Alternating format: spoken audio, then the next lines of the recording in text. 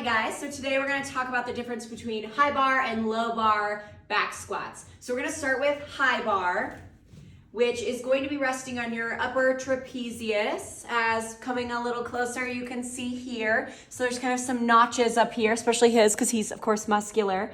And so you can see where it's going to rest here. And we're gonna step back a little bit. I will normally have people take off their shoes if they have squishy shoes on, but he has some pretty good training shoes. And then we're gonna come down into a squat. With the high bar back squat, we keep the torso a little more upright and the knees go more forward than they will in a low bar back squat. And he has perfect depth here. We're waiting to get down past parallel for a perfect squat. So you can come back up and then walking the bar forward. And because that one has the torso a little more upright, the knees more forward, you are gonna have a little more dorsiflexion in the ankles. So another alternative is the low bar back squat, which is gonna be resting just a little bit lower. As you can see here, it does require more flexibility and mobility through the shoulders and chest.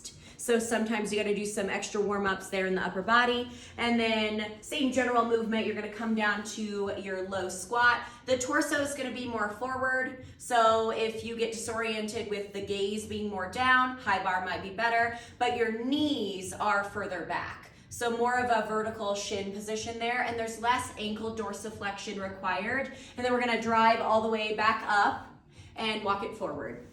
So those are some of the general differences between high bar and low bar.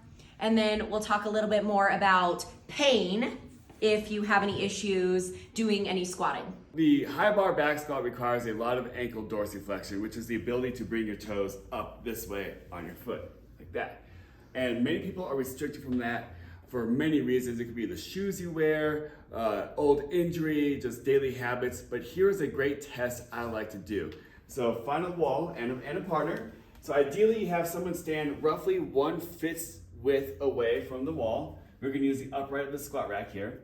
So MJ has her big toe about that far away from the wall. She's gonna square her hips up to be parallel to the wall in front of her. And keeping the heel down, she's gonna try and touch her knee ahead. Now that is awesome ankle dorsiflexion. This bend here is what I'm looking at with the trying to keep her heel down, relax. She can do that, so come back, and we're just gonna scoot back until she can't do it anymore. That's pretty ambitious, but she gets it. So I'm not worried about her dorsiflexion at all.